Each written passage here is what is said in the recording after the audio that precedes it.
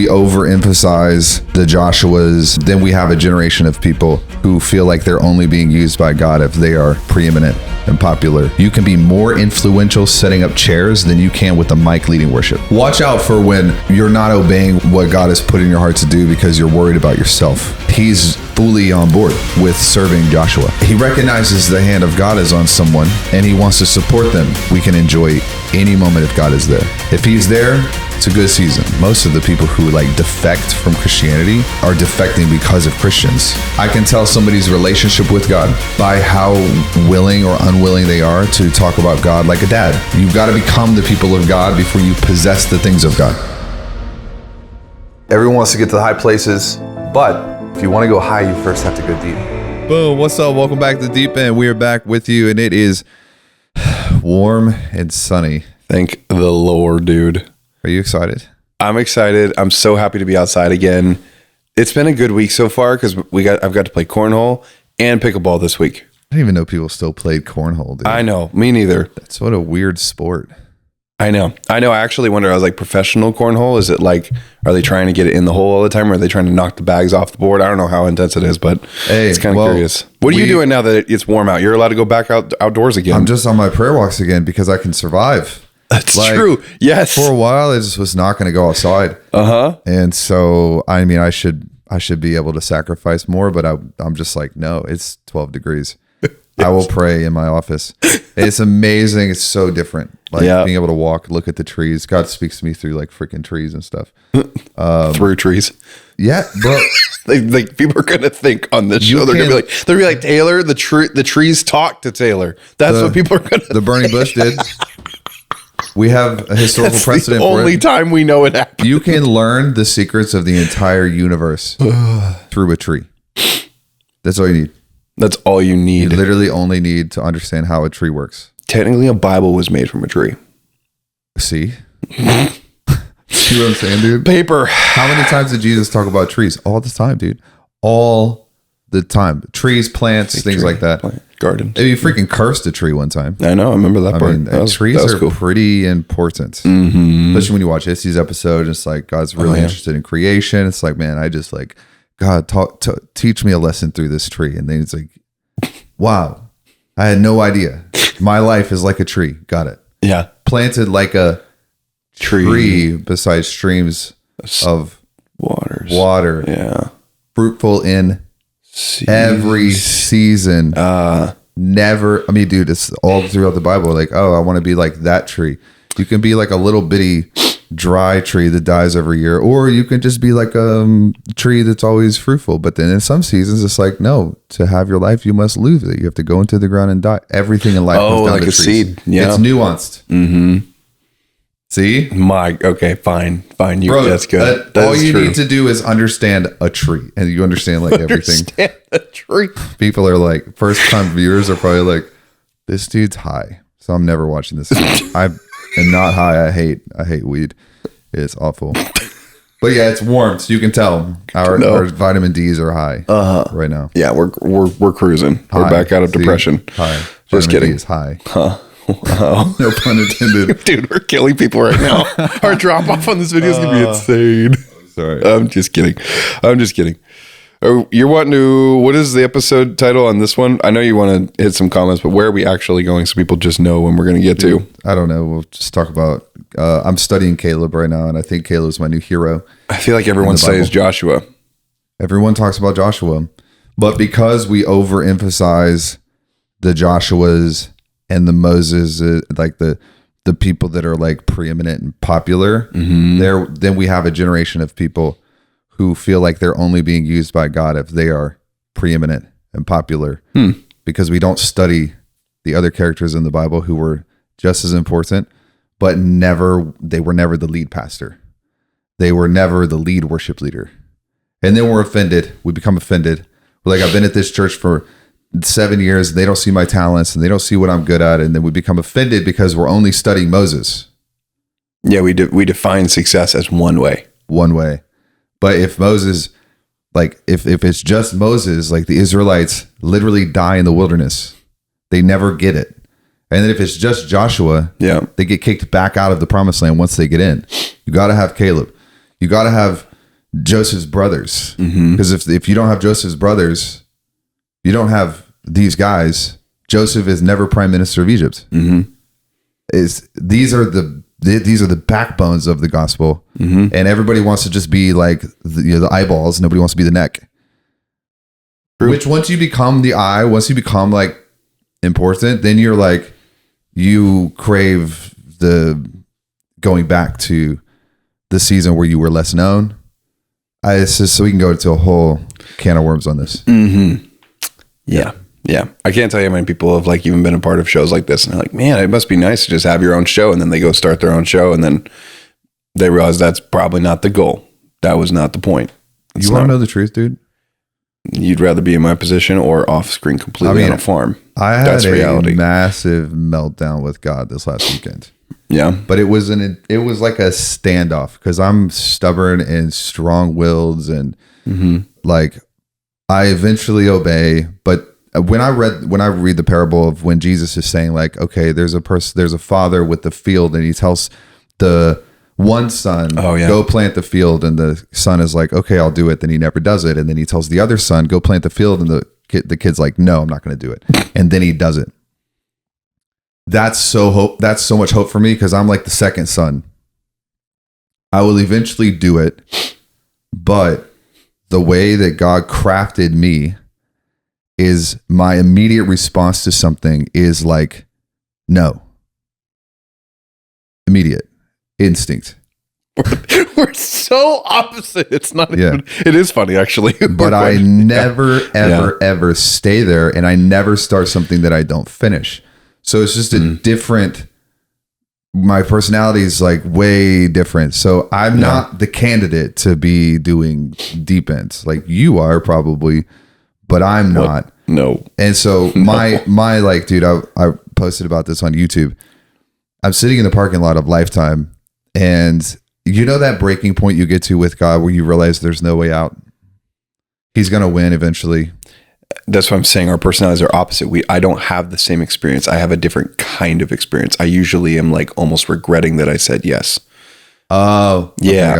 I have a little bit of a different type of experience at times. Let me just tell you what it feels like. So you end up getting like drag along into something, and then it becomes like temporary. So that's how this show was for me. Every once in a while I'll see a comment from that episode that we did last summer where it's like grieving the past or something. Oh yeah. Yep. And somebody's like, man, I'm going through this right now. And I'm just like, good luck. Like praying for you, bro. But my obedience was kind of like, I'll do this until like I can find a way out of it. Because surely God is reasonable. Yeah. And like, I'm not going to disobey and just like forfeit my inheritance, you know? Right. Like, nobody wants that. So I was like, okay, I'll do it. But it'll be like a, couple of months, 6, 8, 10 months, whatever. And then you hit that transactional obedience. Like I call it light at the end of the tunnel, where it's like, I'm going to do this until I can find an escape route and then just take the escape route. Right. And pass it off to you, or I don't know. I don't know what I was thinking. And then it just hit me this weekend. I was just like, he's not going to let me out of this quickly. This is kind of this has been planned for several thousands of years. So I kind of had that realization moment where I was like, dude, I'm kind of at the mercy of God at this point. And I didn't like that at all. My flesh didn't like that at all. I'm a control connoisseur, control freak, business owner, A-type personality. Like, bro, there's like entrepreneurial warrior, like foxhole blood running through my veins.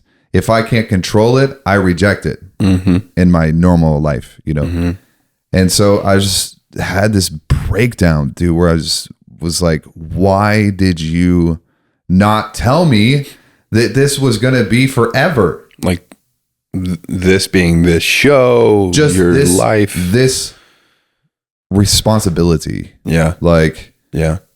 Not just the show, like the show is part of it, but just like, I don't want to be, I'm not a pastor. I'm not going to pastor people. Like I'm I don't want to minister to people even. I don't like that. In fact, when I have to do it, I'll do it, but I just don't, it's not I don't like it at all, which is so weird to say, but I want to go build businesses and be like literally by myself and just left alone.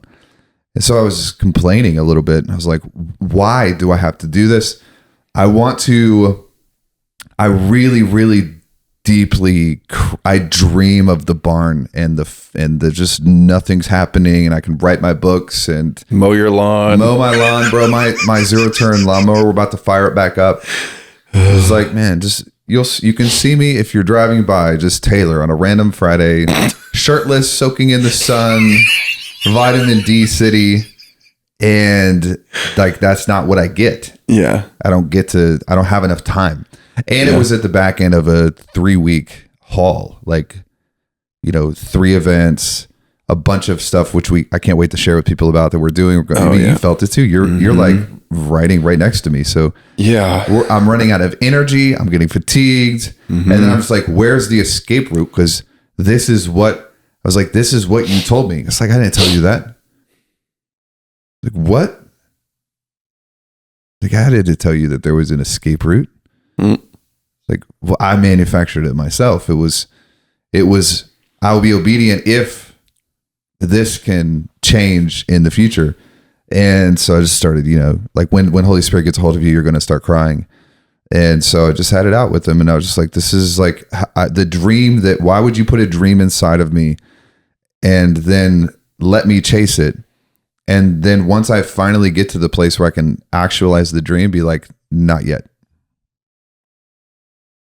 And Holy Spirit was so patient and he's so kind. And he's just like, if anyone understands how you feel, it's me. Think about Jesus. Think about all the times that Jesus was like, it's not my time. It's not my time. He's slowing things down. Even at the end, when he was praying the prayer that he potentially like shouldn't have prayed anyway. Like, he's like, can we change this? At the very end.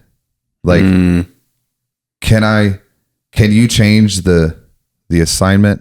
Yeah. Can you maybe take this? And I'm not comparing myself to Jesus. It's not like I'm about to be crucified. It's really just me being immature on a Saturday waiting to go into the gym where I'm like, oh Lord, this is like being crucified. He's like, what are you talking about? But this is the human condition where it's just like, man, if I can just get to the next thing, and God's like, there is no next thing. Like, this is the dance of walking with Jesus. Whatever I say is what you say. And I was like reminded that, like, even when it's difficult, even when it's confusing, we can enjoy any moment if God is there. If he's there, it's a good season. If he's not there, it's a bad season. If you're at the top and God's not there, it's not a good season. Period. I'd rather be at the bottom with Jesus than at the top by myself. And so we sometimes have to remind our souls, as David did, like we remind ourselves, like, if God is here, I'm good. And he's got it. And it was a submission moment for me.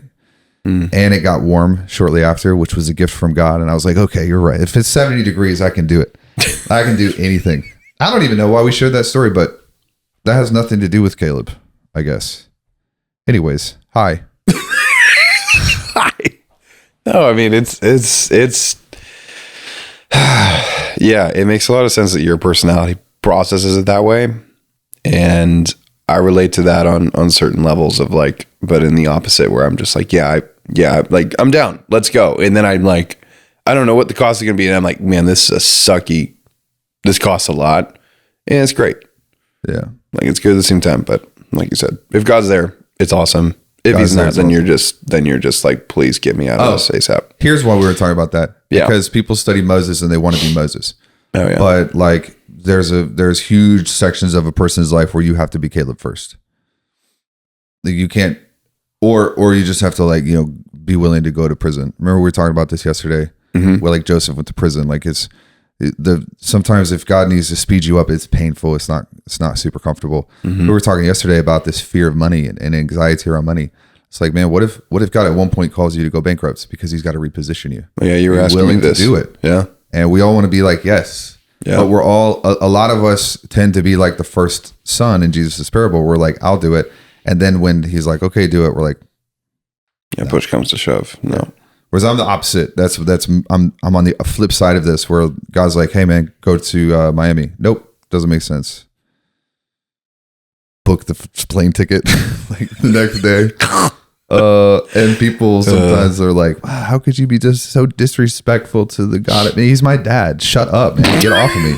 Like, you can tell he's your dad. Talk to him. Be real with them. Well, God would rather have your honesty and then your obedience more than he would like your sacrifice at the end of the day. You said it best. So, I want to read this real fast. This is a post by my friend who posted this recently on Facebook. And sometimes you read something, it makes you literally stop what you're doing and process it. And this is Micah. He posted this yesterday. Oh, yeah. Jesus walked in and said, Micah, I could care less about your popularity. Honestly, you cannot be popular and love me. Oof. He said, Jesus squeezed my hand. He turned his head. He started singing the song from Wicked.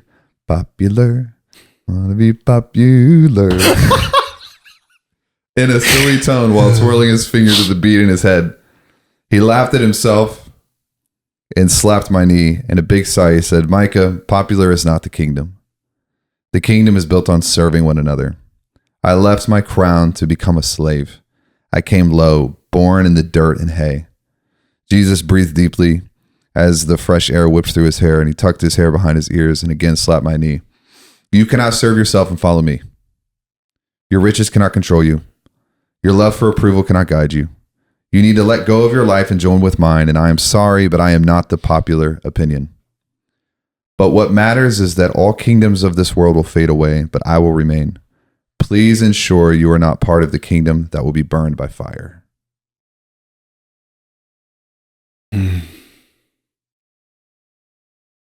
It's heavy. So heavy. And then temptation to be first is so strong. Like the temptation to be popular is so strong. And this is probably a little bit of my dysfunction around not wanting it. Because when you've lived years of your life being first, and you've lived years of your life creating fame and creating status, and it's like this show is interesting because nobody knows where I came from. Like even for the most part, people have like there's a lot of pastors that are starting to follow and comment, and like nobody knows where I came. Well, I came from the business world. That's why no one's ever heard of me before. But in the business world for a decade, bro, I craved status and significance, and I wanted the most money and the most houses and the most clients, and I got all of them.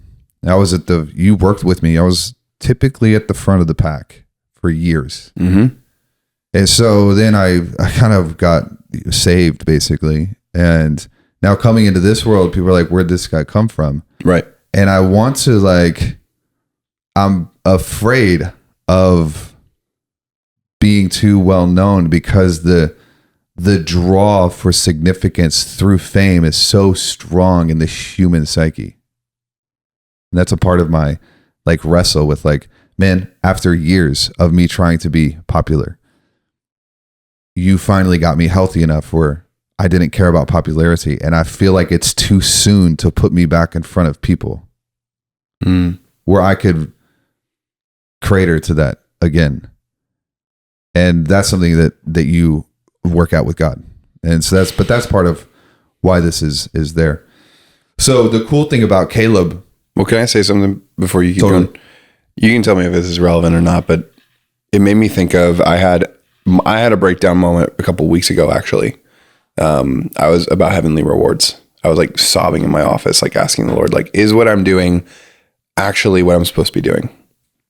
Just kind of a check-in of, and I kind of asked the question just to humor you. I said, Lord, does the people who are getting saved from deep end, does that go on my counter too?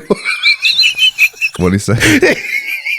He asked me, he was like, would this show be doing what it's doing without you? I was like, not as probably as big, but yes, it would be. He's like, yes, you're good. Great. So I had to get to the bottom of this because it said, I forget where this is in the Bible, but it talks about your everything that you do will be tried by fire. And I asked ChatGPT to help me find the verses that help explain, and I asked the question, I said, if by the Bible's terms, my work was being tried by fire, what questions could be used to evaluate that honestly? Is this interesting to go into, or do you want to keep going? Take us. I asked, because I wanted to figure out heavenly rewards. Am I actually on the right track? And it asked me these questions. So one, foundation and intentions.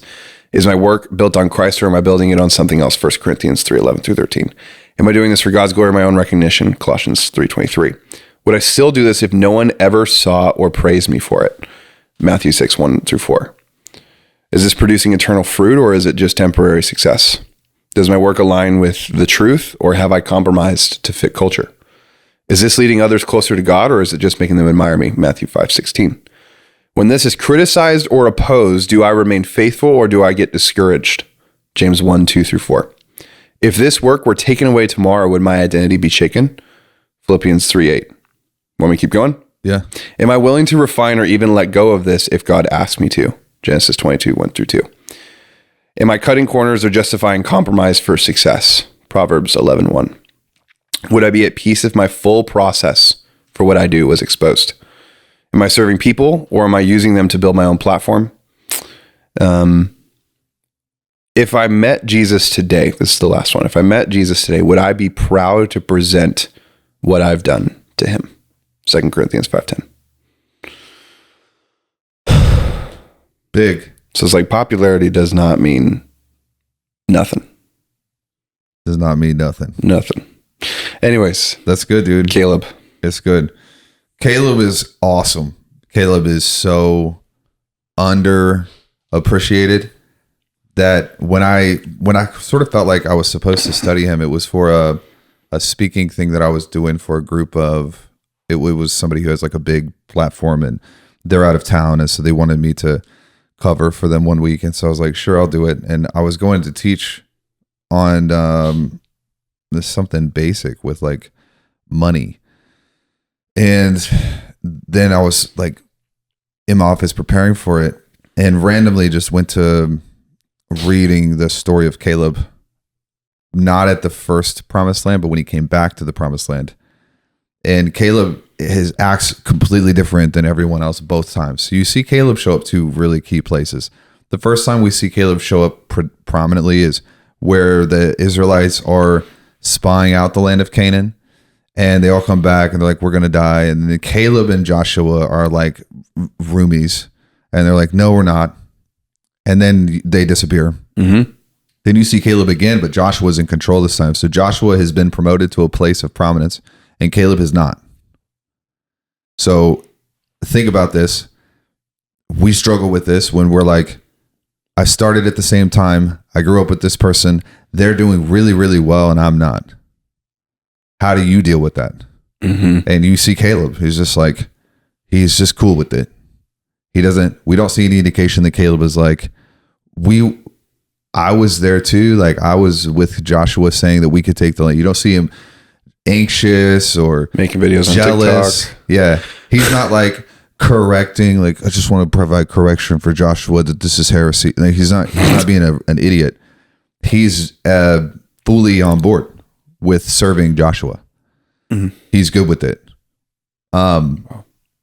He recognizes the hand of God is on someone, and he wants to support them. He's not trying to claw back the hand of God onto himself. And that was interesting to me.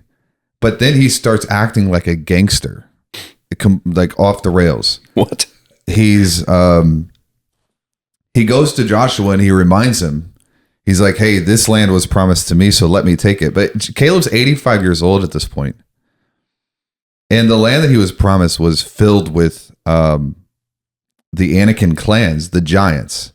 So there's a ton of archaeological evidence for Hittite influence in the southern region of Canaan during the Bronze Age. And what was the clan that you mentioned? The Anakim. Anakim. Okay, yeah. Sorry, I thought you accidentally said Anakim. They were giants. Got it. Yeah, in fact, most of the giants that they would have seen in the Promised Land resided in this southern region. Mm-hmm. And that's the region that Caleb is like, I was promised that region. The most scary part of all of Canaan. He's like, he reminded Joshua that God had promised him that region. And the Anakim clan is tied in with the Hittite government later. And so it's in the same region. So we can sort of back our way through. This is what I love about the Bible, is that we're still studying historical relevance on the Bible. And we have never found anything that historically invalidates the Bible. Ever. But we have stuff that we haven't discovered yet, just because we have limits to like archaeology, like being able to dig through, and some of the structures were not built with things that survive. So we'll always have things that we can't like factually prove because it was, 3,500 years ago. But what's interesting is like, I don't think that you can study history and science and archaeology and it pull you away from the Bible. I think something else is going on. I saw a comment with somebody where we were talking about, I think cognitive behavioral therapy, which is another episode we're probably going to do soon on like, is cognitive behavioral therapy biblical? Is hypnosis biblical? Like, where are the boundary lines and how does all that work? Apostle Issy was asking me about some of that because I've studied it. So I like know what it is and how it works. And somebody commented and they said, the more I studied on cognitive behavior therapy and science, it pulled me away from the Bible. And that is really an indication that something else more sinister is at work, because it'd be like studying math and math pulling you away from physics. It doesn't work. But Caleb he just handles the situation as an 85-year-old with more bravery, more courage, and more certainty than most people would handle it as like a 25-year-old prime youth. And so I started studying Caleb's story and trying to piece together what made him special. And I found things I didn't expect. I found things that made me relate to Caleb more than I relate to like a Joshua. Like, I understand Caleb's life because my life has been more like Caleb than it has been like Joshua. And the interesting thing about it is I think that there's a chronological progression that we can tap into. So first things first, we can talk about the stages of chaos that God gave me a blueprint or a model for. When you're called to something important, you're going to taste the bitter waters of chaos and dysfunction. There's never an example anywhere in history, anywhere in the Bible, where somebody is called to be a prominent figure without going through a desert. And deserts are always marked by chaos. There's uncertainty there. There's confusion there. There's frustration. There's insecurity. There's all these things. And so I figured what we could do is we could sort of backdoor into what are the stages, and then we could pair them into what we can learn from Caleb and how he went through these stages. Does that make sense? Yeah. To tie up the open loop from earlier, you said there was something more sinister at play when people go after science, and that leads them farther away from God. What do you mean by that? Well, I think most times people are studying science because they're bitter with them not being in charge or there being a God. And so they're looking to substantiate their own idolatry. Like, they're looking to study so that they can escape out of the gospel. They want to get out of the way that God created it to work. Interesting. And they almost study science as a manipulative, controlling back door so that they don't have to be accountable to something they don't like. And so this happens, unfortunately. A lot of Christians end up getting really, really intelligent and really, really smart, and then leaving Christianity because they started studying because they were abused or betrayed by someone in the faith. Maybe from an early age, or maybe they were coming into a gift and they were shut down. They weren't handled correctly. And so, dude, most of the people who like defect from Christianity are defecting because of Christians.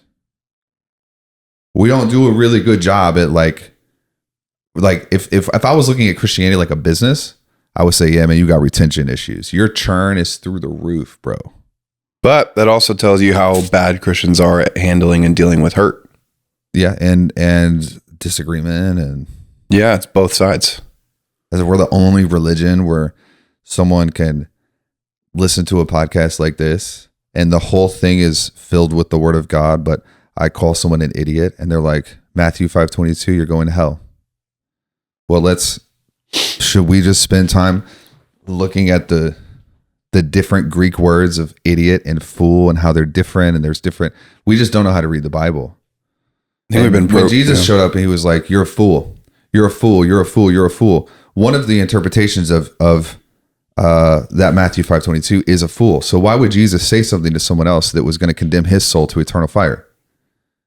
Because the way that Jesus spoke and the way the Greek was interpreted in the Hebrew, there's intentions are part of the word. There's not a word with meaning. It's the intention behind the word that creates the meaning. So it's just no other faith turns on their own this fast. And so people end up studying science so that they can escape and justify and validate why somebody was hurtful to them at a young age. And that's something that I'm trying to fix. Does that close that open loop? It does. Okay. Yeah. Keep going. All right. Chaos. When you're trying to do something new or when you're called into something different, the signature, like the energy signature of something big is usually going to have dual emotions attached to it, which kind of mirror the emotions of experiencing God. We would call it awe. So when we're obsessed with something or we're like in awe of something or God says, this is what you're going to do. And we're like, oh my goodness, this is awesome. What the frick? I don't know how to do that. It's both. It's this dualistic interpretive emotion that is excitement and fear at the same time. And this is why even clinically, if you study psychosomatics, excitement and fear register from the same place in the body. It's technically the same emotion with a different lens. Excitement, what happens when you're excited? Your heart rate goes up, your pupils dilate, your peripheral vision starts to widen to take in risks and opportunities. And you have that little nervous feeling, butterflies. You're excited. That's excitement. What happens when you're afraid? Your heart rate goes up, your pupils dilate, peripheral widens. You start feeling that pit in your stomach, which is the same as butterflies. We just call it something different. We can't get our insides to settle down. So it feels the same. Interesting. Fear and excitement feel the exact same, but our interpretation of that thing is what determines whether it's good or bad. And so this is when you're called to something big, you have the same thing happening. It's fear and it's excitement at the same time. And the reason that we feel both of those at the same time is because we all wrestle with this question of like, can I even do this? Am I competent, significant, worthy, skilled? Like, can I actually do this? Like when you lead worship all the time. If I were to put you in front of 10,000 people right now to lead worship. Yeah. Explain to me how you would feel. I'd be pumped. Keep going. I would you're putting words, but I want you to describe your body. I'd probably feel a little bit of like my heart would be beating kind of quick. I would feel some of that, probably a little bit of nervous energy, mainly over the sound system, not me. But I would feel excited and nervous, humbled. Like my body would probably just relax a lot, and I'd probably still feel my heart beating a little bit quick, but my body would relax. I'm going to try it and I'm going to track you. There's a 0% chance that you will relax. I'll take a $10,000 bet right now that you wouldn't relax. Okay. Right before you hop on stage. Right before. That's what I said. Yep. Right before I'd probably be tense, actually. You wouldn't relax at all. I was thinking on stage. You would sweat a little bit. You would have a little bit more perspiration. Oh yeah, 100%. Your voice would be shaky for the first minute, maybe. Yep. It's exactly. Accurate. Okay. So if I like burned your house down, you'd feel the exact same way. Probably. It's the same emotion. Yeah. Like, oh my gosh, what are we gonna do? A little bit sweaty. It's this cognitive expectation of like there's a challenge approaching, and I will either meet it or I'll be crushed by it. And this is where the beginning stage of chaos happens. So when something big enters your life, there are 3 stages of chaos. I'll just give them to you real fast. The first is the unworthiness or worthiness debate, debacle, decision. Our brains have to calibrate at an immensely, ridiculously fast processing speed. Am I equal to this challenge or am I inferior to this challenge? And it has to do it quickly because you could die if you answer the question incorrectly. So standing in front of a group of 10,000 people and singing or speaking, your brain is calibrating that the exact same as like, there's a bear running at me. It's the exact same process the brain goes through. Yeah. Can I beat this bear or do I need to run? Like push a friend in front of it and he can eat them and I'll escape. And like, this is real. Like, am I worthy of this or am I unworthy? And it's am I equal or am I unequal? Mm-hmm. And so our brains, this is the first stage of chaos. But with life, the problem is it is not a 30-second, a bear's running at me.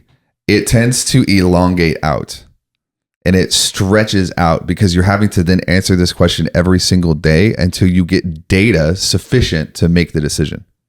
So think about this like, you're going to start $1 billion company. God's giving you the blueprint. He's giving you the vision. Okay, I'm equal to it. Then tomorrow you wake up, something happens. Wait, new data, recalibrate. I'm unequal to it. Then you get a little bit of momentum. I'm equal to it. And we tend to sit in this like 1 to 6 month period of like having to be convinced with data that we can do it. So this is the first stage of chaos. It's the courage to begin. You'll feel this in your body because you all of a sudden develop a bit of hesitancy. It's your brain trying to slow you down to make sure you don't make a mistake. Probably my favorite movie clip of all time is when Frodo and Samwise Gamgee are running out of the Shire. I talk about this all the time, man. And Samwise Gamgee stops and Frodo looks back like, what are you doing? And he says, Mr. Frodo, one more step and I'm the furthest away from home I've ever been. And that's this stage.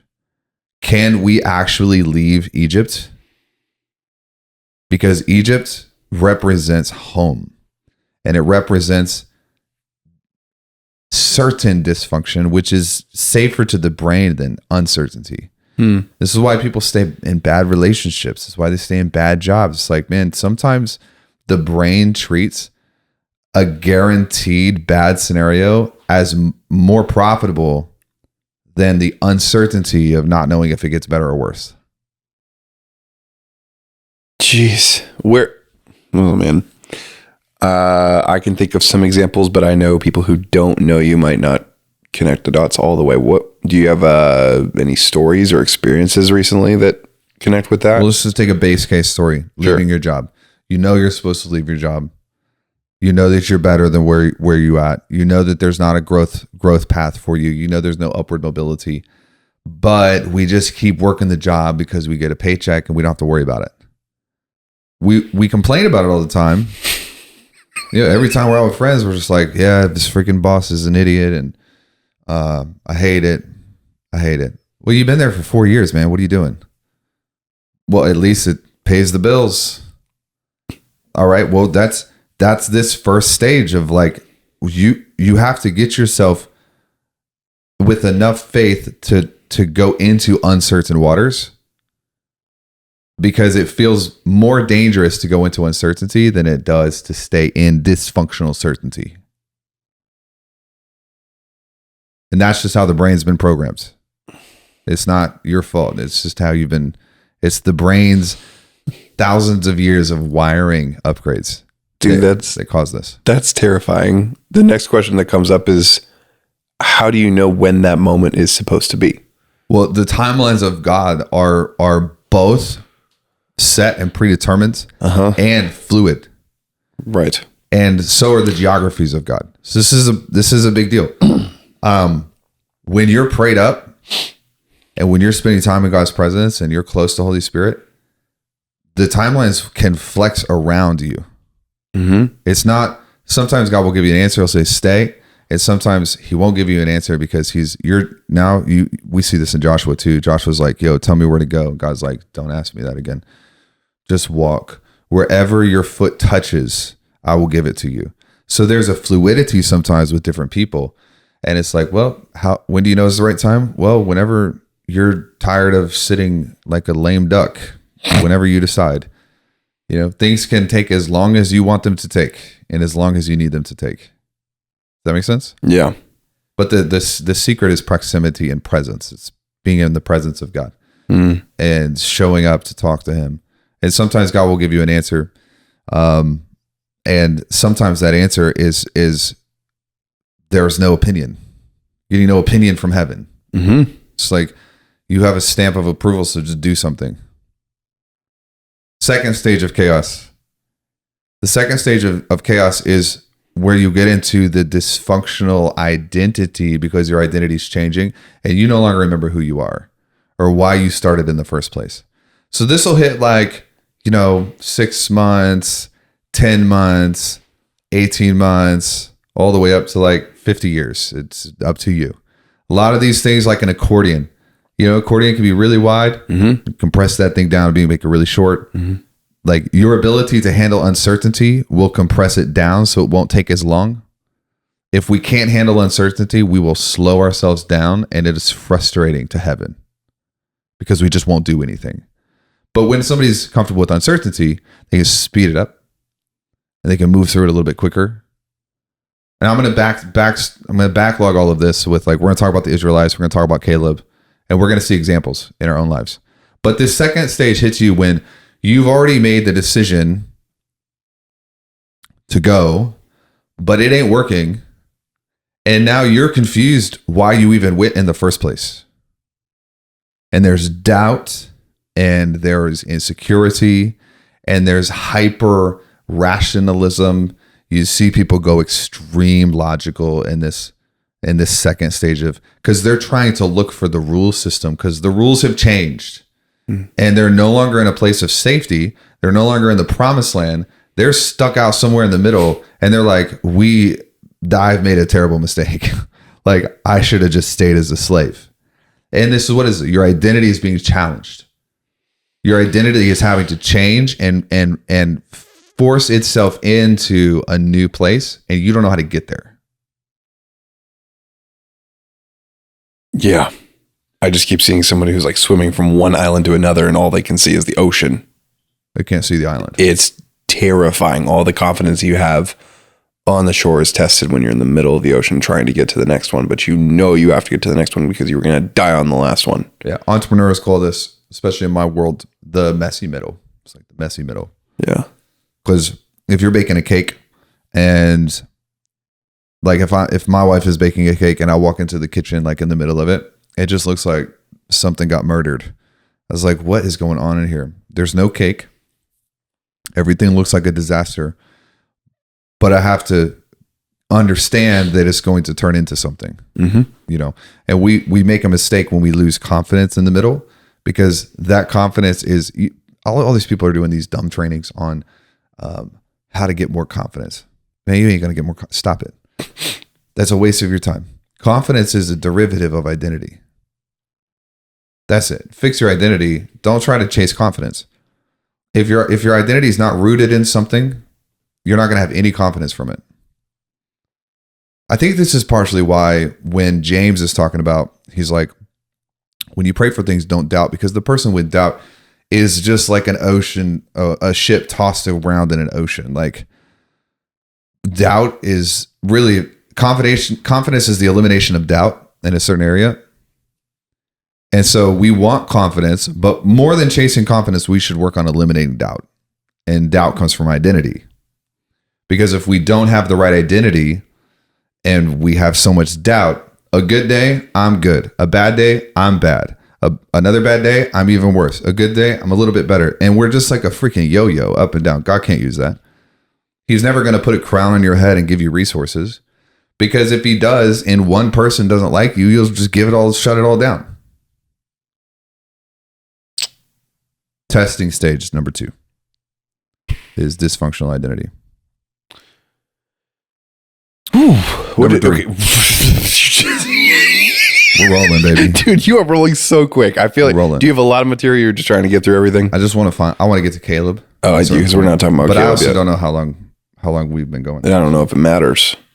This is like mind-blowing stuff. Yeah. Number 3. Courage to begin. This is the first one. This is unworthiness, worthiness. Can I do it? Can I not? Number 2 is the dysfunctional identity. Who am I? I lost myself in the middle of this. I don't know where I can only see, that was a beautiful analogy. I can only see the ocean. I can't see the island. Number 3 is you cross over a threshold where you sort of like killed off all the things that need to die. And so when somebody is like walking with God, God will tell you what to kill. And you'll have a profound understanding of like, this person should not be here. This idol should not be here. And so God uses this second stage of chaos to reveal to you the things that you've been carrying with you that you cannot carry into the next stage. So it's a consecration zone. You know those kill boxes that in military terms they talk about, where it's like they like old times go to like old Middle Ages. You've got like a courtyard with a bunch of like crossbow machines set up pointed at the thing, and it's usually like a courtyard right before you get to the front of the castle. Mm-hmm. That's a kill box.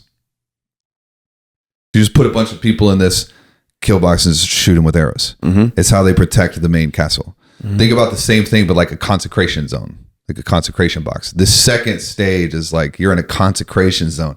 Start asking God, what do I need to kill? Because I know that getting to the other side has less to do with my ability, and it has more to do with what I'm feeding off of that I'm no longer allowed to feed off of. I was on a walk a couple of days ago, and I was just started my prayer the same way I start my prayer, and Holy Spirit interrupts. He goes, John 15. And John 15 is one of my favorite places in the Bible. It's where Jesus says, like, I am the vine, you are the branches, blah, blah, blah, blah, blah. Trees. Trees, again. It always comes back down to trees.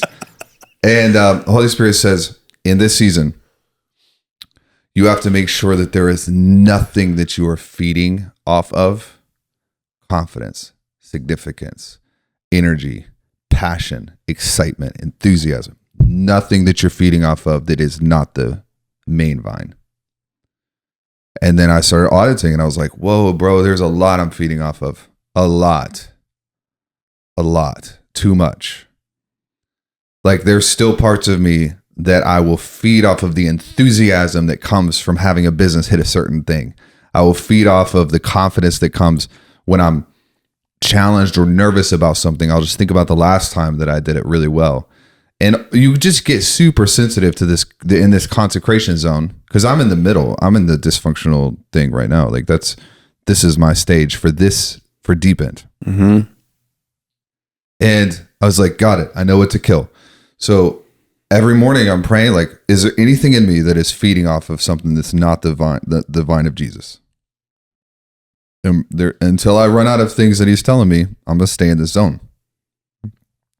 I'm in control of the timelines. Yeah. It's like, God's not just like, hey man, you're not smart enough, so I'm just going to keep you in the middle for it. It's you. Like, you get to speed it up or slow it down. Mm-hmm. And what's sad is that a lot of times people will look at outside things like, who do I need to meet? What do I need to learn how to do?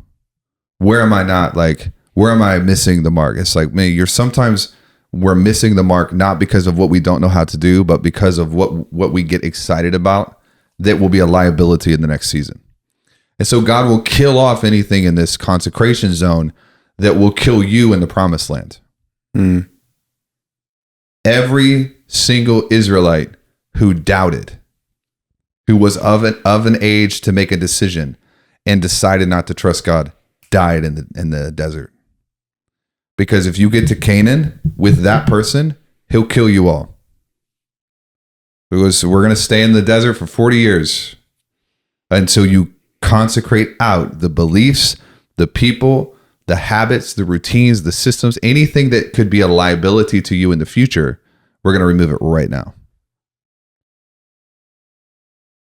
Then we kill all that off. And we hit stage 3. And Stage 3 is just the third final stage of chaos where you got to see it through.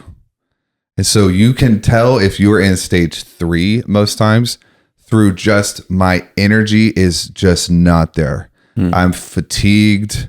I'm emotionally spent. So for the last, 90 days of the last season that we came out of together, and the government stuff was ending and the new businesses were starting, I had really corrected my heart around money and the worship of money and all that stuff.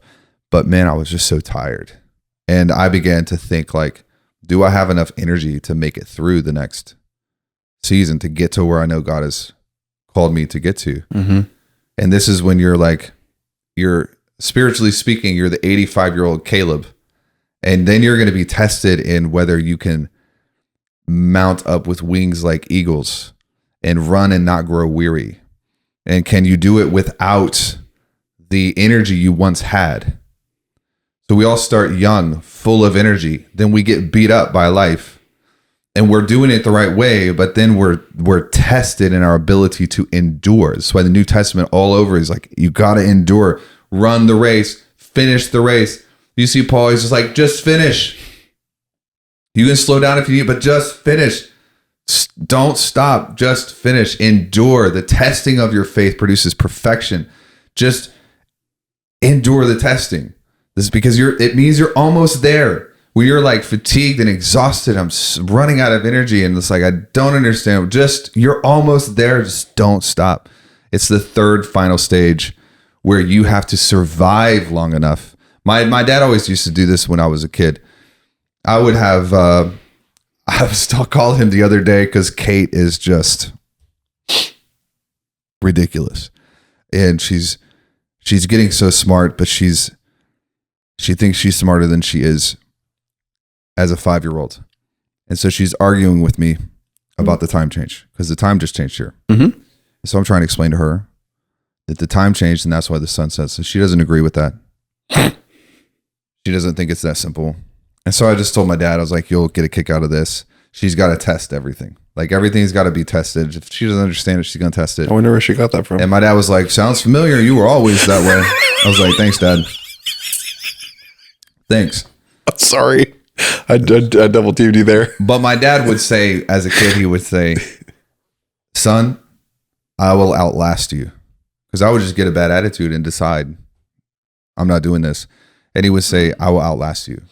And that was an effective parenting technique because he could outlast me. Mm-hmm. And I would either forget about it and pop back into submission, or I would get tired and just be like, whatever, you win.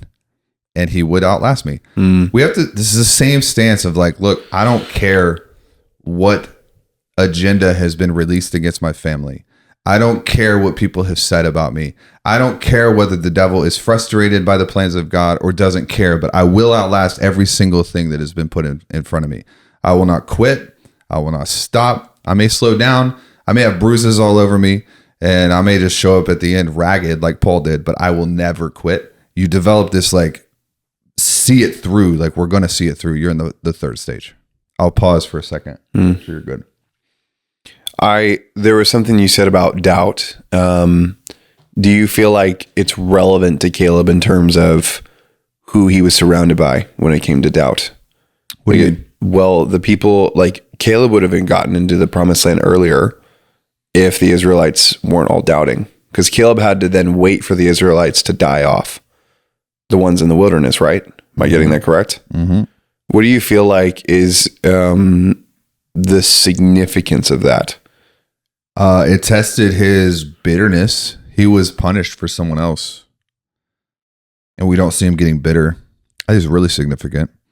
In fact, the reason that he probably didn't get bitter when Joseph was promoted and he wasn't was because he didn't. When Joshua was promoted, he wasn't. It's because he didn't take the bait of getting bitter when he was penalized for another person's choices. Bitterness is a system. It's also a spirit. But bitterness is a system. It's a habitual muscle memory. Like if you struggled with like getting bitter as a juvenile, you're probably still bitter today. It doesn't just, it's a system that gets into your body like an addiction. And we have to break that through repentance and through prayer and forgiveness and then praying for other people. But that's the point. Like, you don't see Caleb taking the bait of bitterness when it was like, well, you're going to be penalized 40 years because of this other person. It had nothing to do with Caleb. And we don't see him getting bitter. So therefore, we don't see him getting bitter when Joshua was promoted and he wasn't. It wasn't in his central nervous system. It just never got put there. I feel like there's a nuance to hit on this in terms of like, why do you think why couldn't Caleb and Joshua just go in? Why do they have to stick with everybody else? Because they were told not to. Yep. And Moses was in charge. Yep. Do you feel like a lot of people today have the choice and they don't have to stay stuck with this group of people anymore? 100%. We always have a choice. That is the best thing about God and the worst part of this whole system. If sometimes I'm like, man, God, would you just like remove this feeling from my heart? And it's like, no, you remove it. You pray for that person. You pray for that person who sued you. No, I want you to remove it from me first. Nope, you remove it. You go pray for them. You bless them, even when they don't deserve blessings at all. They deserve to die. And I'm like angry about it. You go bless them. You rewire your heart. You stop that person from talking about this person, even when they're right. This happens all the time. I'll be at dinners with people. Somebody will start yapping about somebody else. And for a long time, I would just kind of participate in that. Mm-hmm. You know, like I would, yeah, he's so dumb. You know, like, yeah, he's not he's going to lose his family if he doesn't do this. And you're like, Micah says, throw up. You got demons around you eating off of that gossip. And then once he told me that, I stopped doing that. And I would just sit there. And then I got in trouble for that. So I'm like, okay, full circle, we're back to stage 3. So I was at dinner with someone a couple of weeks ago, and they started talking about somebody else. Like, no. Who cares about them? Like, change this. We're going to change the subject. Because if I'm going to be a gatekeeper and I just allow dysfunction around me, it's a pretty lousy gatekeeper. God's not going to trust me with a microphone if I can't even shut down a conversation at a dinner, you know? And I think that's all relevant. How would you advise somebody in terms of knowing when do you stay and endure like Caleb did versus move on? It's a very hard question. It's not like it's a great question. There's not a lot to unpack there because he was in submission to Moses and Moses sort of told him what to do. And so he went with that. So if he would have kind of gotten into like dysfunctional territory, if he was like, no, me and Joshua are going to take this whole thing, I think that would have been problematic. But he trusted Moses. It was clear the hand of God was on his life. And this is applicable to you if you're at a church. You should be sure that the hand of God is on your pastor's life because you're going to be judged for going against that person. So you don't want to yoke yourself up to the submission chassis of somebody who's not really following God. It's a pretty big deal. You know, like, dude, if my pastors called me right now and they were like, hey, we need you to change something, but there's a 99% chance that I would change it. And I only reserve a 1% because if they were like, we need you to go murder somebody, I'd be like, no. But, you know, my pastors are like obsessed with Jesus, and that's not to say that they do everything right, but when you can tell the fruit of a person's life, you can tell that they're in the presence of God. You can tell that they're with him. And so submission to me is a really big deal. Like, I'm submitted to healthy authority, and if that authority becomes dysfunctional and unhealthy and they're not following Jesus anymore, I'm out. I'm not going to follow them, go somewhere else. But there's not a good explanation here because Moses was still good at this point. My part of my lens for that was there's some people that are like, they live in a like almost false obligation. And so their life hasn't moved on because they haven't realized that they're living in like a false obligation to something they don't need to be a part of. There's still an altar here though that still powers up. Right. So like it could be false obligation and that might be bad, but there's still a spiritual rule in place that submission to authority is blessed. So even if you're like, I'm submitting, but I like don't want to, and there's still an altar that turns on. It still works. This is why ungodly people can benefit from the godly blessings of an altar. This is why you can have people who are not saved be extremely generous. Boom, altar of generosity fires up, starts to attract resources. That's why somebody cannot be saved, but they're healthy and they respect their leadership and they're submitted to it. They're still promoted. They're still advanced. There's still progress in their life. It's not an altar is what allows spiritual activity to happen without God being directly involved or the enemy being directly involved. It's literally like we've talked about this. It's like an embassy. It's an autonomous, self-powered device. Mm-hmm. It's really helpful. Cool. I'm ready to move on if you are. You're also eating now. Sorry, I have to eat all the time. It's okay.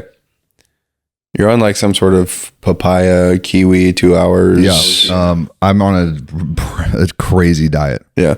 And I'm eating so much food. Yeah. Like 3,500, 3,600 calories a day. No dairy, no sugar. And it's awesome. Your eyes look... But I'm starving all the time. Really? Yeah. Last night I had You said I would love the diet, but you're starving all the time. Because your metabolism gets so revved up. Last night I had a Chipotle burrito. So my eyes dimmed down. And they'll be back like tomorrow. Yeah, Chipotle takes you out. Dude, what's hilarious is I can feel in my body what different foods are doing to me. And I texted Dr. Lars. Mm-hmm. He's like, yeah, that's inflammation. So you're sensitive to it, which is good. But yeah, I had that burrito and my eyes got a little glassy and they kind of like dilated a lot. And then I could feel it like in my knees got a little bit sore. Just like inflammation, wherever your body's weak, food will just make the inflammation a lot worse. Mm-mm. Now I feel great though. Oh, great. I feel great. Good. Let's go. We can probably cut that part out, dude. It's fine. For the audience, sometimes we have bathroom breaks and I cut it in. I don't tell you guys. I know some podcasts leave the camera running, but we choose not to do that. So we're going back to Caleb though. All right, Caleb, 3 stages of chaos. This is important too. We see the same thing with the Israelites. So we see them, they're broken out of Egypt. They're delivered from the hands of the Egyptian gods in a series of miracles. And they have to be like convinced and coaxed to get them to leave, which is hilarious. But that's what we're talking about. Like, is this the right thing? Like, should I do this? It's the very first stage of chaos, which is like you're going to be tested in your ability to see whether you can do what God has called you to do. Even Moses didn't want to do it. What did he say? Find someone else. Why? I have a stuttering problem. Can't do it. Yeah. His brain literally just goes like, nope, unworthy, unequal, can't actually do this. Everyone does it. What did Gideon do? Well, he just kept asking God and get fleeces and asking for like said, Mountain Dew on his front porch. Of my tribe and blah, blah, blah, blah, blah. And like me. Like I'm not good enough to do this. So watch for this. Watch out for when you are really just you're not obeying what God has put in your heart to do because you're worried about yourself. And the Israelites had this. They're wrestled out of Egypt. Then they get into like the middle of this thing and they can't remember what it was like to be in Egypt, but they can't see what it's like to be in the promised land. So the only time you'll ever crave going backwards is if you don't remember what it was like back there. It's like, who would crave that? Do you have the science in your brain for how the brain tends to remember the past versus as it actually is? Not at a level that I would be willing to talk about it, but we can do an episode. I'll just have to study up a little bit. I just thought that was really interesting on that. But we always color. We think through, like when a person is, so the subconscious cannot keep all of our data in the conscious. So what we do is we have suppression mechanisms. So we literally have like, when I'm thinking about why can you do this, the brain will go and it'll find all of the things in your past where you were capable and competent, and it'll suppress all the memories in your past where you were incompetent. If you're like, why can't I do this? Switches it. It'll find everything in your past where you failed, and it'll suppress everything in your past where you. But the Israelites had nothing. They had no They had nothing in their memory banks of being successful. It was a couple of them maybe had epigenetic memories, but like for the most of them, they're like, we've been slaves. My mom was a slave, and my grandma was a slave. My great grandma was a slave. My great great grandmother was a slave, and I don't remember what it's like. So they're having memory problems in the middle of like the desert. They want to go back, they can't go forward, and they're tested in the same things. It's identity. You've got to become the people of God before you possess the things of God. Say that one more time. You have to become the people of God, before you possess the things of God. So the only reason they weren't allowed into Canaan the first time is because they hadn't become the people of God to do it. And you can see that because if they were the people of God, they would have believed that God would have done it. But they already forgot. They already forgot. It's been 40 days. We already forgot. We're supposed to be slaves. So it's written into their code. Wow. Then they make it worse because then they're just like, they sin with their mouth. And out of the mouth, the heart speaks. And so you can just tell where someone is by the things that they say. I can tell somebody's relationship with God by how willing or unwilling they are to talk about God like a dad. Because out of the mouth, the heart speaks. I can tell when someone comments on one of these videos, they're like, how dare you talk to God that way? You're an orphan. I can tell because that's what's coming out of your heart. You have a slave relationship with God, not a dad relationship with God. And that doesn't mean that you're going to hell. It just means that you don't know God. You know, like one small facet of him, but you don't know who he is and who he wants to be. Right. Then you see them at the very end when they're coming into the promised land. And there's just this stretch of time where they have to hold down the territory long enough so that Caleb can go clean everything up. Without Caleb, Joshua is an institutional leader. Caleb is a relational leader. Without Caleb, you don't have the individual tribes going in and doing cleanup crews. You don't have that. All you have, you just have Joshua in a freaking castle or something. Nothing gets done. Caleb's the boots on the ground. He's the guy who's like actually mobilizing everything, but he's not the most prominent figure. The encouraging thing about this is like you'll go through long seasons of your life where you have to really learn how to enjoy not being the person on the main stage, but being the person behind the scenes. That's Caleb. He's behind the scenes. We don't have great documentation of even what he did, but we do know that because they put the burial site of like Abraham and all these founding fathers on the land that Caleb cleaned up. It's on his territory. So Canaan is big. You have this small little area where all the giants are. Caleb goes in, cleans all that out, and then they put like the burial site, which is incredibly important, on his land. So there's something special that we can connect to somebody being a second in command, not a first in command, but the person on the ground making everything happen.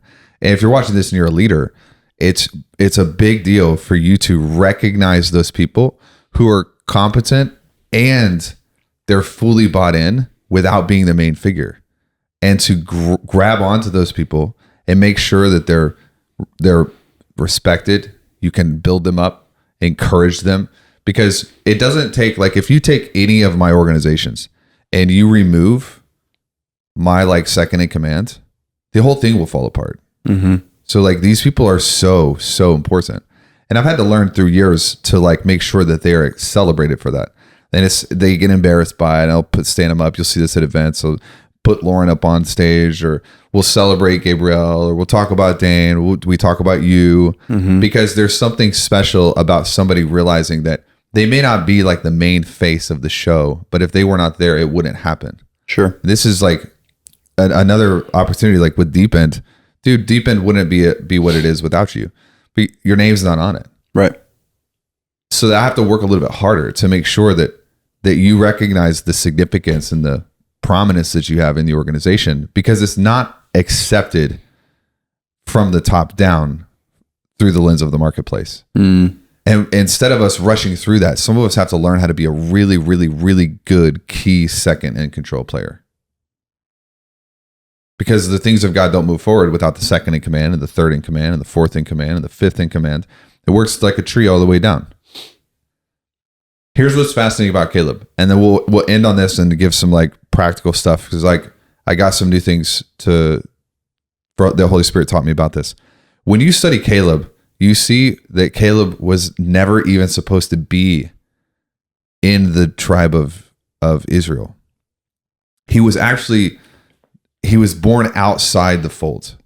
He was a Kenizzite, which marks him as a descendant of Kenaz, the line of Esau. So he was an outsider. He wasn't actually born through the right lineage. And so what's interesting about this is the Kenizzites were living in Canaan a long time before the Israelites even get there. And Abraham was in Canaan too. So we're the story of the Israelites being, Abraham is in this land, then he goes outside of this, and God's giving Canaan back to these people. But the Kenizzites had broken off into a different tribe.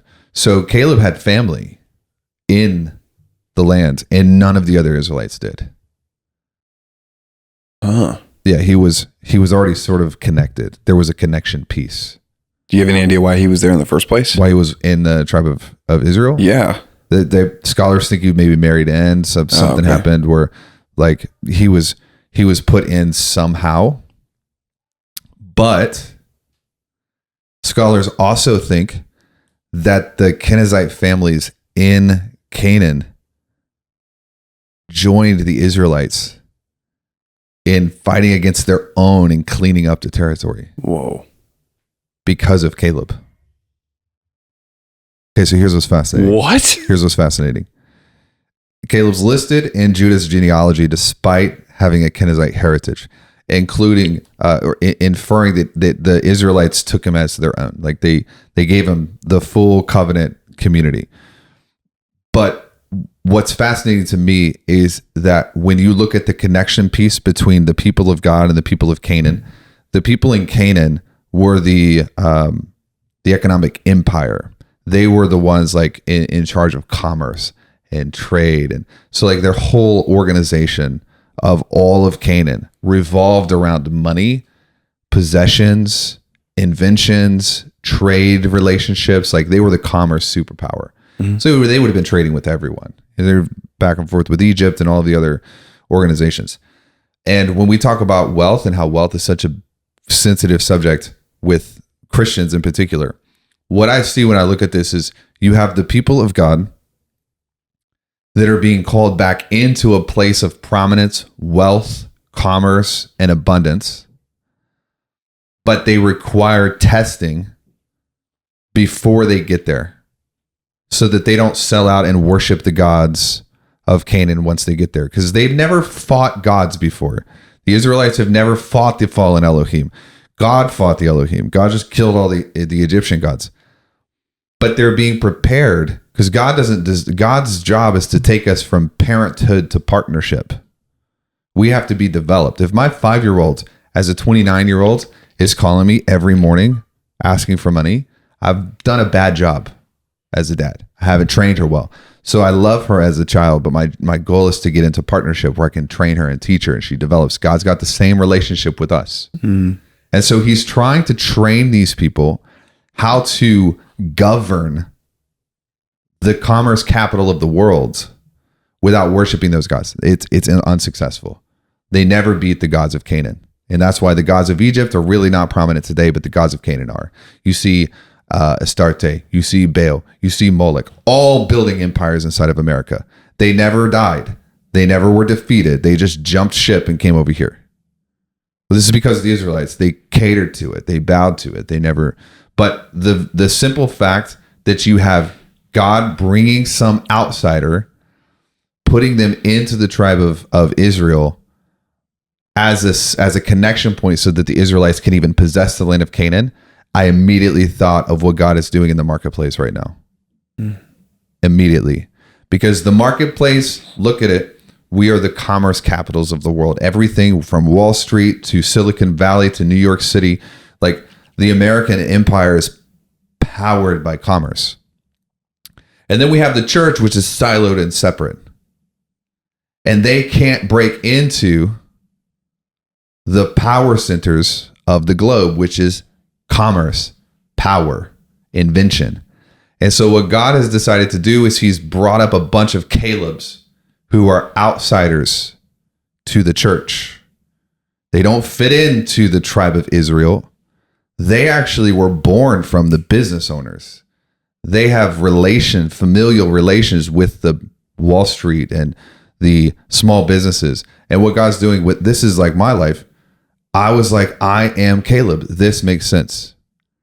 Because when you live your whole life as an outsider, and I just never fully fit into the church scene, but I love the church, but I don't belong there. And then you're in the business world and you're like, well, I'm saved and I love Jesus and I love Jesus more than I love money. I don't fully fit in here either. I fit nowhere. Like I don't fit in anywhere. Mm-hmm. That was Caleb. Straddling two worlds that don't get along and they don't see eye to eye. They don't see each other. It was because he was planted there. God moved him into the line so that he could help them keep it once they got there. I think that's what God is doing across the world right now. That's why revivals are kicking off in businesses. That's why business owners are watching this show. That's why people with immense amount of wealth and resources and creativity are like, dude, I got a text the other day from somebody who's overseas and he runs a huge company, way bigger than anything I've ever built. And we're connected because we spoke at an event together. And he said, man, I've been watching The Deep End and I feel like I need to get back into God. That's what God's doing. It's like he's bringing up these outsiders who have never fit in anywhere else, which isn't a bad thing. We're connection points. Is this making sense at all? Mm-hmm. Or is this like just for me? Because I was hit by this. No, it's hitting me a lot because the thing that is my brain's resonating with is the fact that you are Caleb depending on location, right? I don't understand. So like as in your business, you would be considered Joshua. In your church, you would be considered Caleb, correct? Oh. It changes based on where you are. It does. I was going to say one of the hardest things, because I relate to it, I feel like one of the hardest things about being a Caleb is knowing where you're a Caleb and where you're a Joshua. Yeah, that's a great point. It's almost like wearing different hats. Mm-hmm. Yeah. Yeah. And then knowing... Yeah, I'm trying to think of, I know I've messed this up. I'm only thinking of like where places have failed. You love to ask where people have failed in a certain area. Like I have failed at times in forgetting my role with you. And John Bevere's talked about this. Do you remember the story in the Awe of God? I don't think so. He talked about, he had something that happened with his people. Like they forgot their role and where their place was. And the mistake that I've made has been like, sometimes I'm a full-time Caleb, and then I forget like there's other people that need me to be a quote unquote Joshua to them, and I completely neglect that responsibility. I hadn't even thought about that, honestly, but I think that that's true. Regardless, you're a bridge. That's all we are. Like we're just bridges. So we bridge the worlds together, and the connection point in the middle is obviously Jesus. And so whether I'm in my business owner hat and I'm like speaking or running events or building something new, whether I'm like behind a keyboard at church, supporting someone else. How do you it's think still about a bridge? That? How do you think about that? That's a really advanced nuance. If people are here this long, I think it'd be really interesting to hear from your specific perspective as somebody who you do run in different hats. And I know that's not super on topic for this, but it's really practical. Like, what have you learned about wearing different hats, and how have you thought about where have you messed up? Can we sit there for a little bit? Where I messed up? Oh my gosh, dude. Yeah, well, I mean, when I started ministry, I messed up because I thought I was like Joshua all the time. I would have been Joshua when Moses is like leading people out of Egypt, and I would have been like, give me the staff, I'm in charge. But that was like entitlement and ego and arrogance, and man, I just said some of the dumbest things. The pastors that I had at the time were just like compassionate and patient with me because I was so arrogant, because I was gifted, and gifted people are tough. Like, it's a difficult thing to be gifted. Everybody wants to be gifted, but like it has its own consequences. especially the temptations of the flesh and the temptations inside of you, where you just begin to shoplift the glory of God because you think we can feed on glory just as easily as God feeds on glory, because we're built to run on it. Like, we're built on the same mechanisms. God wants his glory. We also crave it.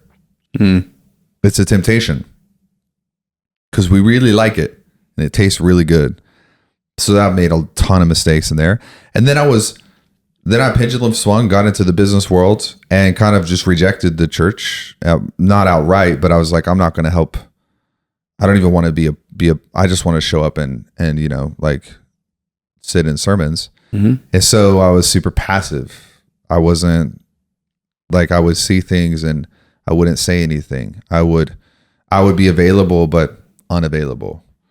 Like, I would have the time to do something, but didn't really want to get pulled into that because it had hurt me in the past. So I've made mistakes on both sides of the aisle. And both are just as damaging. Is that what you're looking for?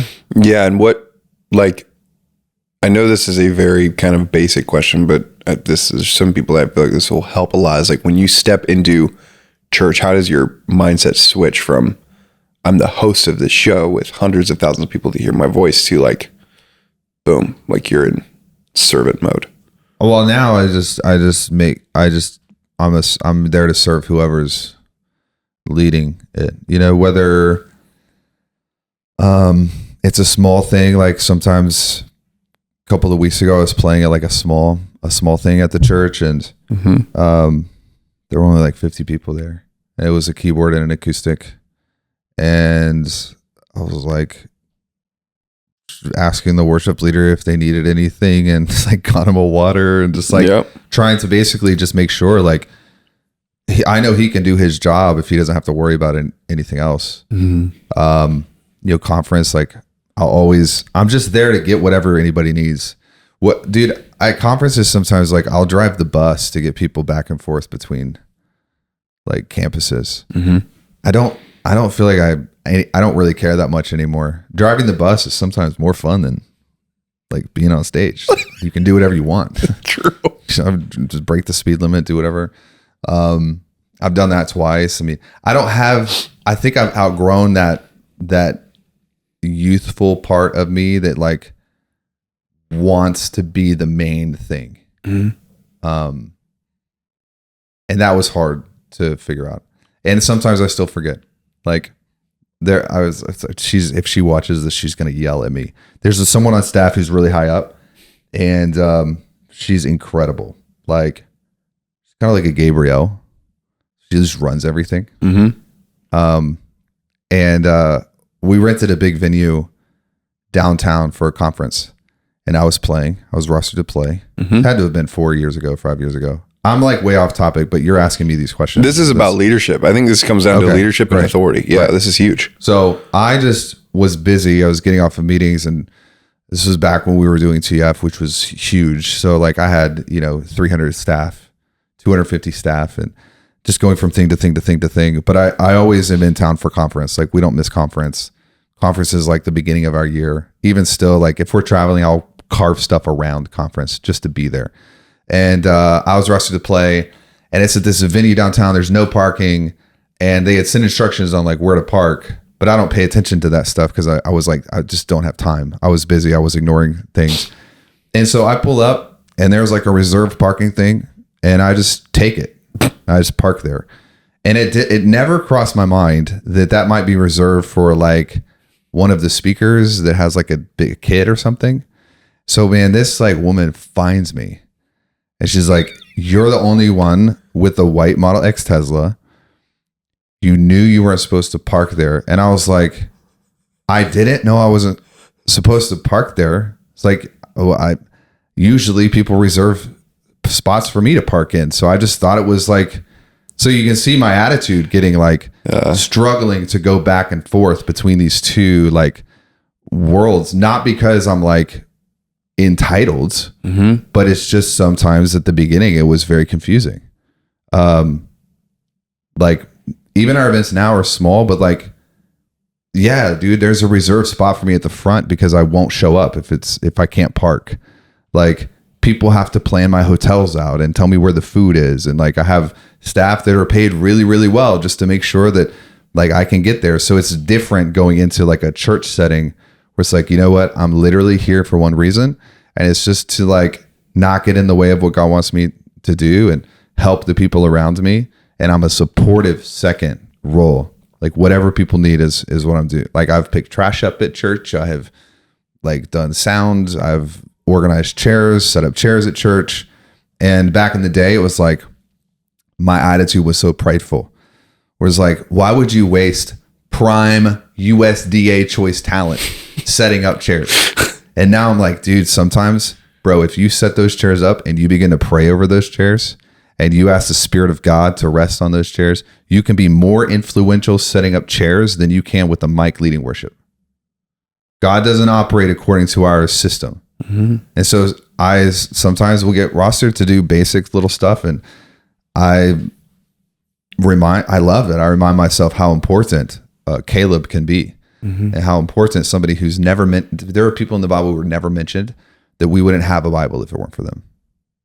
True. Sometimes it's better to be that person until God forces you to step up and step out. But I want to be invited. I want God to do it. I don't want to like make a name for myself. I want God to say, look, it's time for you to start the deep end. And I'm like, no. And then it just can't avoid it. It just happens. Does that answer your question?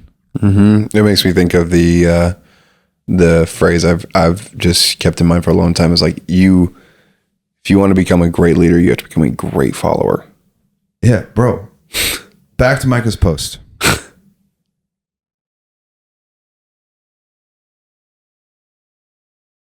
Popular is not the kingdom. The kingdom is built on serving one another. I left my crown to become a slave. I came low, born in the dirt and hay. That's Jesus. Jesus is way more important than me. What's wrong with my heart if I can't set up chairs? Jesus was willing to do way less stuff than that. He came all the way down. So if there's not a part of us that is grateful that we get to do the basic dumb stuff that nobody sees, it just means we're not like Jesus. You know, we're not spending time with Jesus. And then when you get back and you look at all of it at the end, you see that some of the most important parts of an organization working are the parts that no one says thank you for, and no one even recognizes that you're doing it. But if it wasn't done, there wouldn't be an organization. So back to the leadership discussion, it's my job to find those things and to find those people and to make sure that they're properly recognized, at least from me.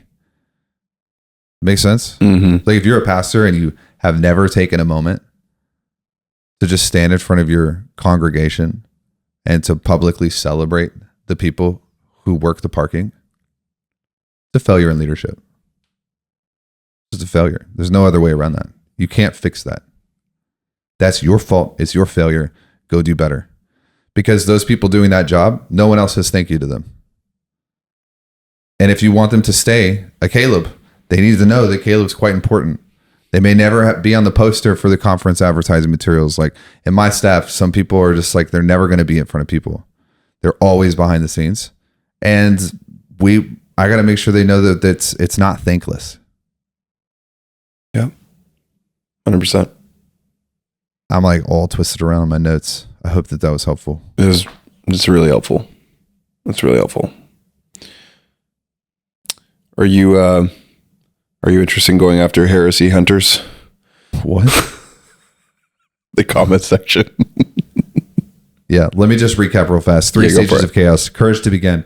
Here's what I would do when you're in this first stage is to ask for the mind of Jesus. Specifically ask for the mind of Jesus. And make sure that you are setting yourself up so that you have the vision of Jesus, the confidence of Jesus, the thoughts of Jesus. So you can't fix this first stage of chaos by just doubling down and grinding harder, because you'll get yourself in a lot of trouble. And so when things are coming up that are new for me, that I know are going to be a challenge, I'll always ask God, can you just show me what you're thinking? And I'll let that picture of what God is thinking, Because God saw David differently than David saw David. God saw Joshua different than Joshua saw. God saw Gideon different. So this is a real opportunity to align the way you look at yourself in a situation with the way God looks at you in a situation. And when there's differentials here, you're always going to lack worthiness, and you're going to lack confidence, and you're going to lack all these things. Dysfunctional identity, the second stage. My favorite things to do in this stage when I'm like, I don't really even know why I started this. I can't get out of it. I don't know where we are. I'm in the middle. Like, things are crazy. Is I will behave my way into believing what God says. Not believe my way into behaving, but this is about becoming the next version, the next thing that God has for you to do. And so when you read through the scripture and you read through the Bible, you think about it like this. How would I behave if God says he will exalt me above all nations of the earth? How would I behave if God says, I will fight for you, you just have to wait? How would I behave if I was a tree planted beside still waters? How would I behave if these things were true and I'll begin to do those things? And a lot of times what you get is a calmness of the soul that just begins to seep through you. You just become calm. We're fighting against this hypertension, logical, like if I do this, this happens, but that doesn't work. And if I do this, and we're working spreadsheets, it's like, no, like be a tree for a second. Just be a tree planted beside the words of the living waters of God. What would you do? Nothing. Just wake up. You're good. What would you do if God fights for you if you just be quiet? Well, I'll just be quiet. Great. That's exactly what you're supposed to do. Don't get on social media during the second stage and start tooting your horn and talking about whatever's going. Don't do it. Just learn how to be quiet and learn how to wake up well in the morning and learn how to meditate on scripture and behave your way into those things becoming true. Number 3, when you're in this fatigue, when you're in this, like, I've just got to see it through to the other side. You're consecrated, but you've got time under tension. That's what James is talking about. You can't just do one bench press and grow muscles. It's time under tension. You've got to fatigue the muscle to grow the muscle. So you're in that fatiguing thing. What I'll ask of God is as always, like, teach me how to be fulfilled and enjoy this tension, because there's a new perspective that God wants to give me. When things are really hard and I haven't done anything wrong, in fact, I've done everything right, I flip pretty quickly to, like, I'm being trained how to enjoy a difficult season. I'm being taught how to enjoy it. And to learn something as a kid, you have to practice it. You can't just, wouldn't it be great if I could just explain to Harrison how to use a toilet? It'd be awesome. Dude's got to set his behind down and practice. Mm-hmm. That's the only way. So we do the same in life. I've got to learn how to enjoy difficult seasons by what? Going through a difficult season and choosing to enjoy it. And God will start giving you new perspectives. He's not going to remove and force you to enjoy it. He's going to give you a situation to let you practice it. It's a good thing. And just try it. You'll like it. Makes sense? It'll be good. It's awesome. It's really awesome. All of us, we should all want to be Caleb. True. Caleb was the best. Caleb's awesome. Okay. All right. We'll see you guys next week. We'll love you guys. Bye.